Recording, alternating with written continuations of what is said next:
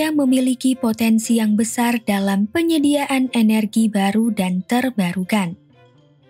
Beberapa contoh dari potensi energi terbarukan yang dapat dimanfaatkan Indonesia adalah energi panas bumi, energi air, dan energi surya.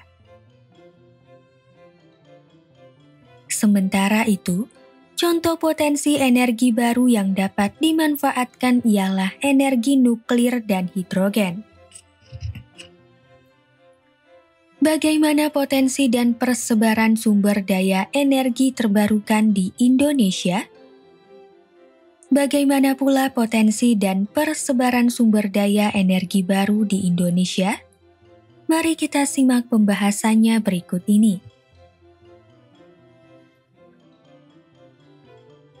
Potensi energi baru dan terbarukan di Indonesia. Berdasarkan letak geografis, astronomis, dan geologis, Indonesia memiliki berbagai macam potensi energi baru dan terbarukan yang cukup besar. Dilihat dari letak geografisnya, Indonesia terletak di antara dua benua, yaitu benua Asia dan benua Australia, serta dua samudra, yaitu Samudra Hindia dan Samudra Pasifik.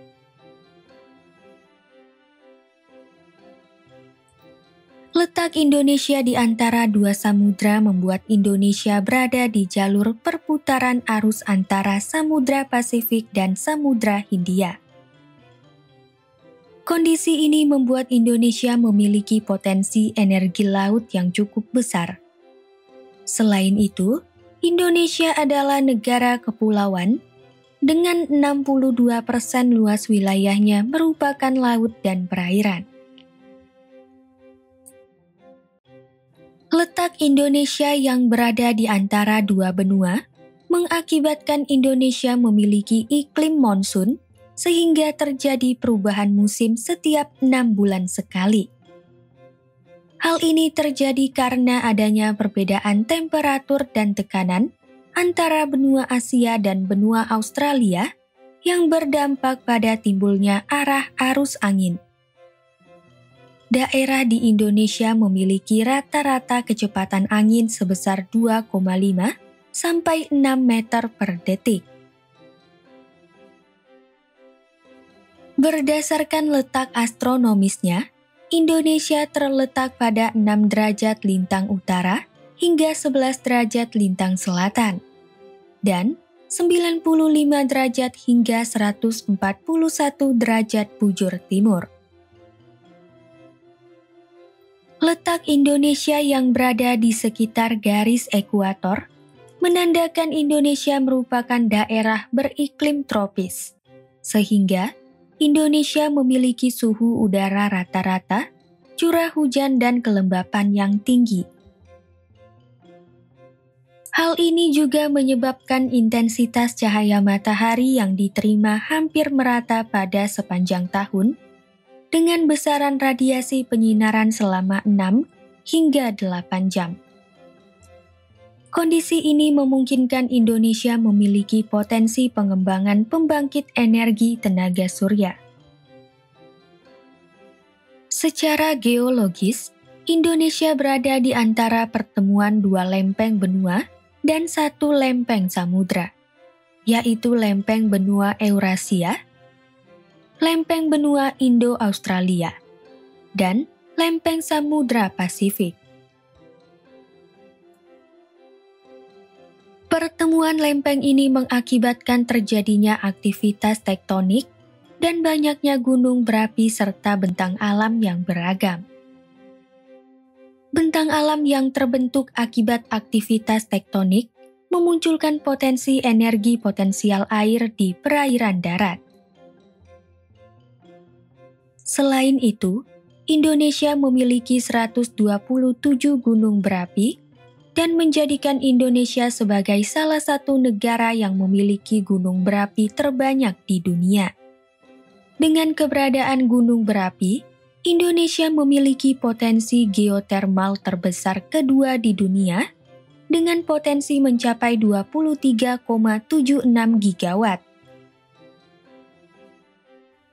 Indonesia memiliki potensi sumber daya energi terbarukan yang tersebar di seluruh wilayah. Sumber daya energi terbarukan terdiri dari 6 jenis, yaitu energi panas bumi, energi air, bioenergi, energi matahari atau surya, energi angin dan hibrida, serta energi laut.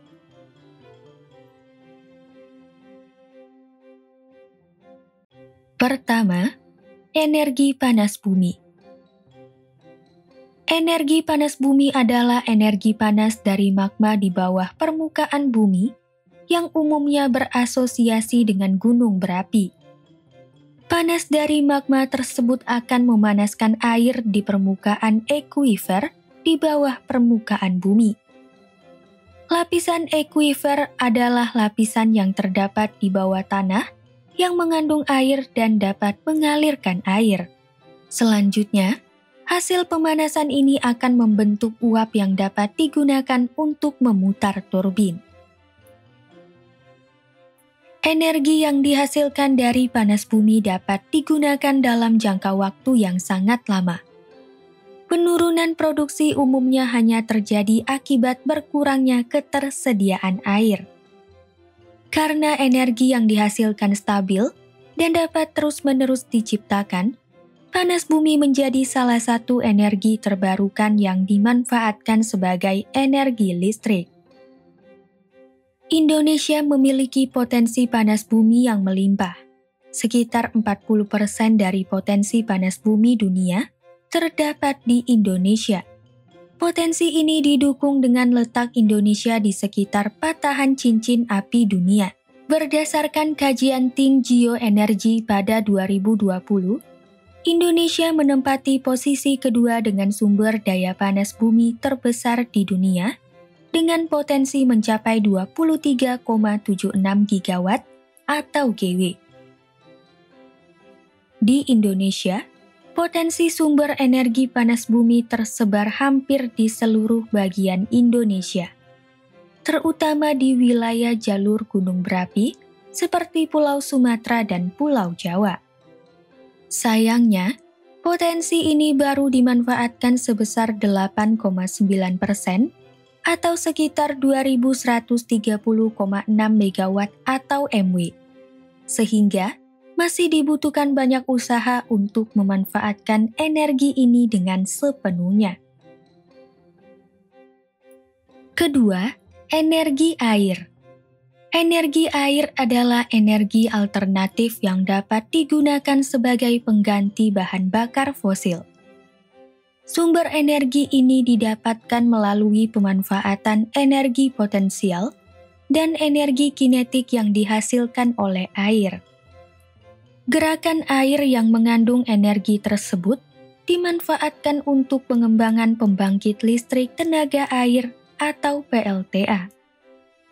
Komponen PLTA terdiri atas air sebagai sumber energi dan turbin yang mengubah energi potensial menjadi energi kinetik. Energi ini dimanfaatkan untuk menggerakkan generator yang kemudian menghasilkan listrik.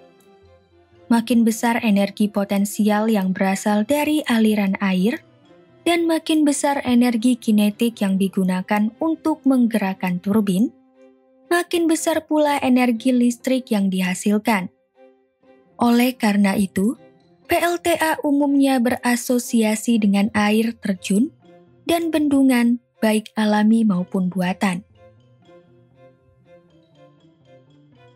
Indonesia memiliki curah hujan yang tergolong tinggi dan topografi yang beragam, sehingga menyebabkan banyaknya aliran sungai di Indonesia.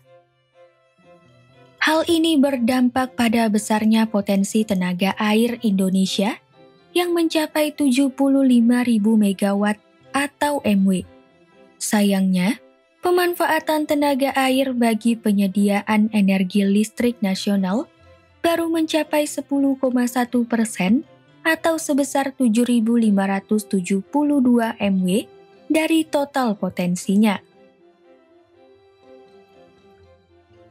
Menurut data dari Kementerian Energi dan Sumber Daya Mineral atau ESDM, Potensi air tersebar di berbagai pulau sebagai berikut. 12.600 MW atau 20,8% di Pulau Sumatera. 4.200 MW atau 5,6% di Pulau Jawa. 21.600 MW atau 28,8% di Pulau Kalimantan. 10.200 MW atau 13,6% di Pulau Sulawesi. 620 MW atau 0,8% di Kepulauan Nusa Tenggara. 430 MW atau 0,6% di Kepulauan Maluku. 22.350 MW atau 29,8% di Pulau Papua. Ketiga, bioenergi. Bioenergi adalah energi yang diperoleh, dibangkitkan atau berasal dari biomasa. Biomasa adalah bahan organik yang dihasilkan melalui proses fotosintesis, baik berupa produk seperti kayu atau rumput, maupun buangan seperti kotoran hewan atau limbah pertanian. Kelebihan sumber energi biomasa adalah sumber energi ini dapat diperbarui, sehingga dapat menyediakan sumber energi secara berkesinambungan. Penggunaan biomasa yang paling mudah adalah dengan mengubahnya menjadi briket atau bioarang yang umumnya dimanfaatkan untuk dibakar. Produk dari biomasa ini dapat dikembangkan sebagai sumber energi secara luas, seperti biodiesel, bioetanol, dan biogas. Biodiesel bersumber dari beragam lemak nabati dan hewani untuk mendapatkan bahan bakar yang memiliki sifat seperti minyak diesel atau solar. Bioetanol bersumber dari bahan dasar karbohidrat, seperti jagung, tebu, umbi-umbian, hingga tebu yang difermentasi dan didistilasi atau disuling, sehingga sumber tersebut memiliki sifat bahan bakar seperti minyak premium atau gasohol, atau gasolin alkohol. Biogas merupakan gas yang dihasilkan dari sampah organik dan limbah-limbah agroindustri yang dimanfaatkan sebagai gas metana dan pupuk organik.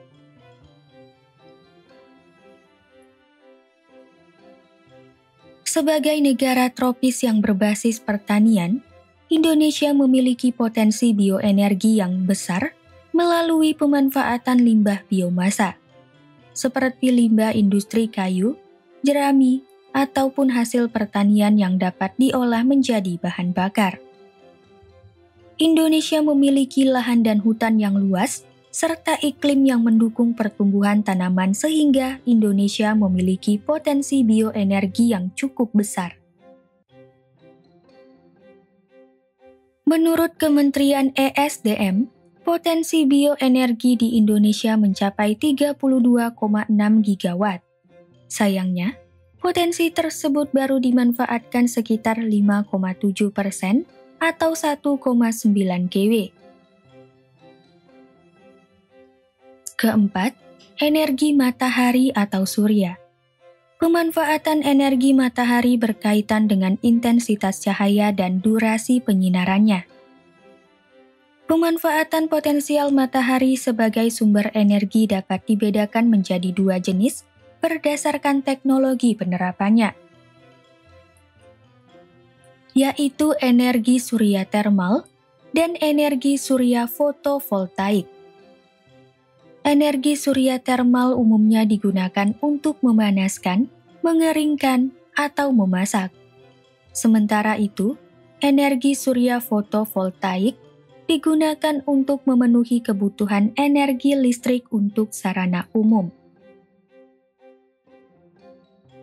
Letak Indonesia yang berada di sekitar garis khatulistiwa membuat Indonesia menerima intensitas cahaya matahari yang cukup tinggi dan berlangsung sepanjang tahun. Kementerian ESDM menyebutkan bahwa total potensi energi surya di Indonesia mencapai 3.294,36 gigawatt peak atau GWP. Di Indonesia, terdapat 3 daerah yang memiliki potensi besar terhadap energi surya, yaitu Nusa Tenggara Timur, Riau, dan Sumatera Selatan. Kelima, energi angin dan hibrida. Angin bertiup sepanjang tahun di Indonesia. Angin dengan kecepatan tertentu berpotensi untuk dimanfaatkan sebagai pembangkit listrik tenaga angin atau bayu, atau PLTB. Perkembangan teknologi diharapkan mampu meningkatkan kecepatan turbin dan mendorong penggunaan energi angin di Indonesia. PLTB dapat digabungkan dengan pembangkit listrik tenaga surya atau PLTS.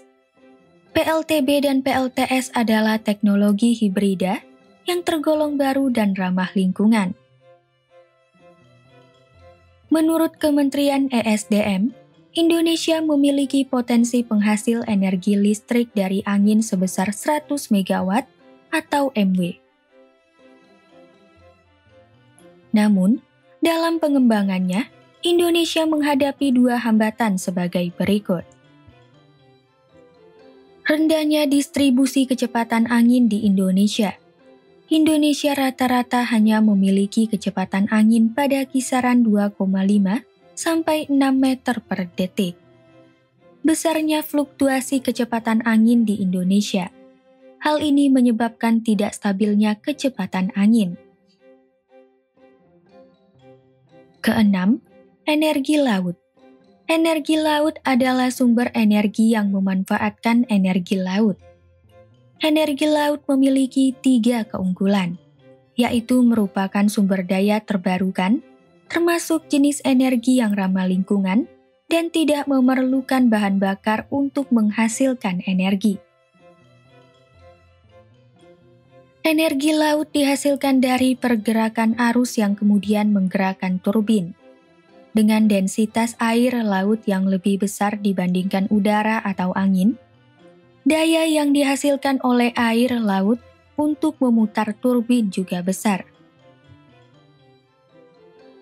Menurut data dari Direktorat Jenderal Energi Baru, Terbarukan dan Konservasi Energi tahun 2016, potensi energi kelautan Indonesia terbagi menjadi 3 jenis, yaitu energi gelombang laut, energi pasang surut, dan energi panas laut.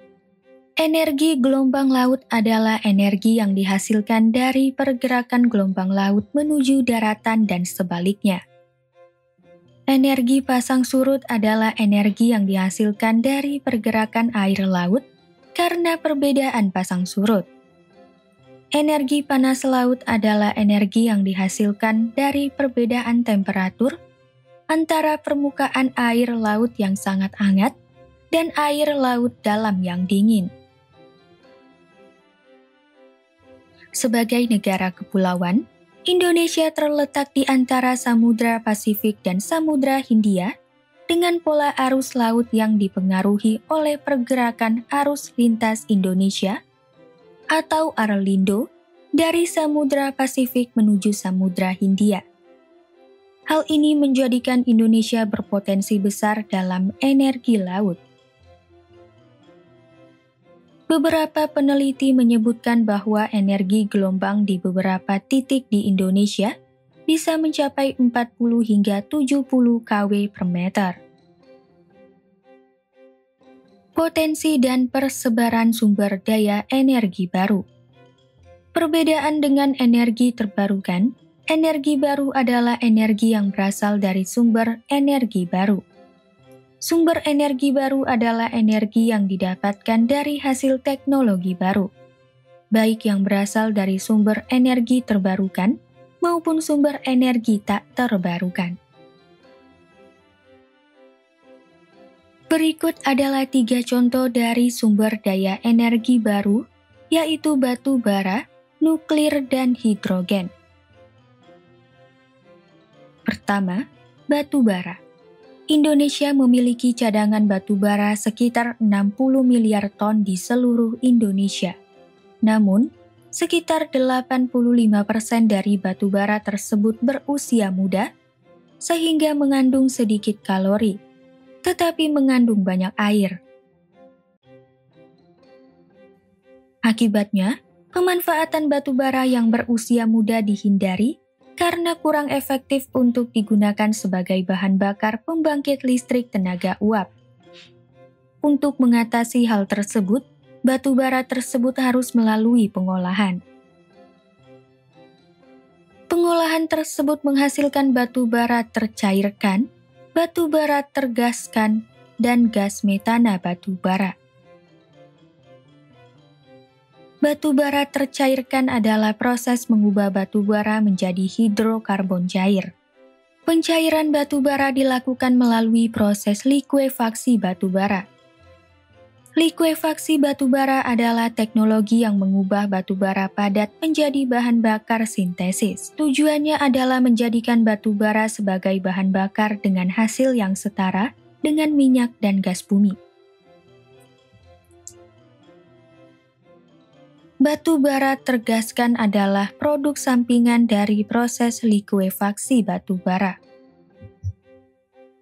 Pencairan batu bara berlangsung dalam 2 tahapan utama, yaitu gasifikasi batu bara atau gas to liquid. Dalam proses gasifikasi batu bara, udara dan uap ditambahkan pada batu bara mentah yang kemudian dipanaskan dengan suhu tinggi. Selanjutnya, karbon di dalam batu bara akan bereaksi dengan oksigen dan air sehingga menghasilkan gas seperti karbon dioksida, karbon monoksida, hidrogen, nitrogen, dan metana. Gas-gas ini dinamakan sebagai gas sintesis atau syngas yang dapat digunakan sebagai bahan bakar. Gas metana batu bara adalah gas alam yang didominasi gas metana, serta sedikit kandungan hidrokarbon dan non-hidrokarbon lainnya di dalam batu bara. Gas metana mempunyai kadar kalori yang paling rendah, sehingga menghasilkan gas buang yang lebih ramah lingkungan dibandingkan gas alam lainnya.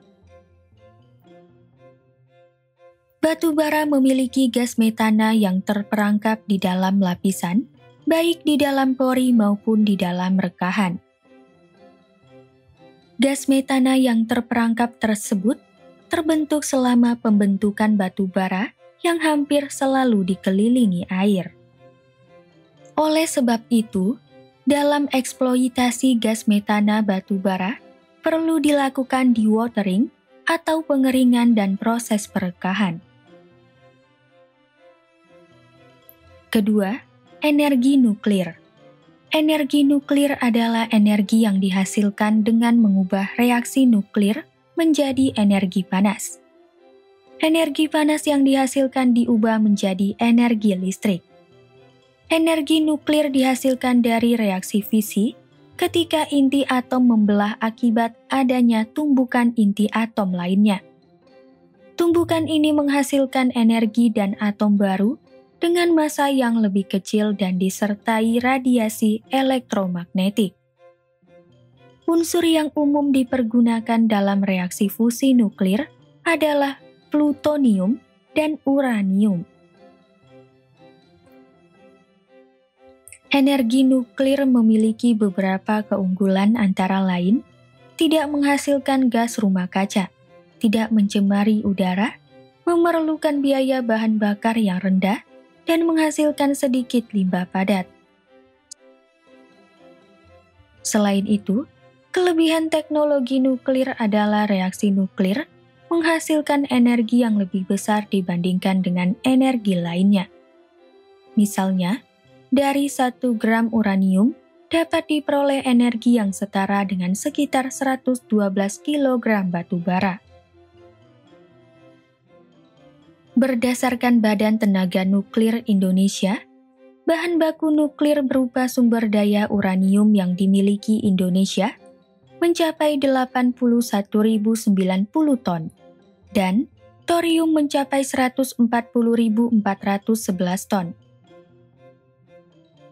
Kedua bahan baku energi nuklir tersebut tersebar di 3 pulau besar, yaitu Pulau Sumatera dengan potensi sebesar 31.567 ton uranium dan 126.821 ton thorium.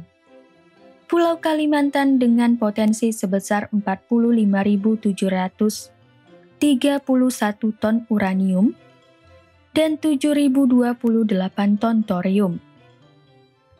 Serta Pulau Sulawesi dengan potensi sebesar 3.793 ton uranium dan 6.562 ton thorium. Ketiga, energi hidrogen. Hidrogen adalah gas yang sangat mudah terbakar dan merupakan unsur kimia yang paling ringan. Selain itu, kadar ketersediaan hidrogen di alam sangat tinggi.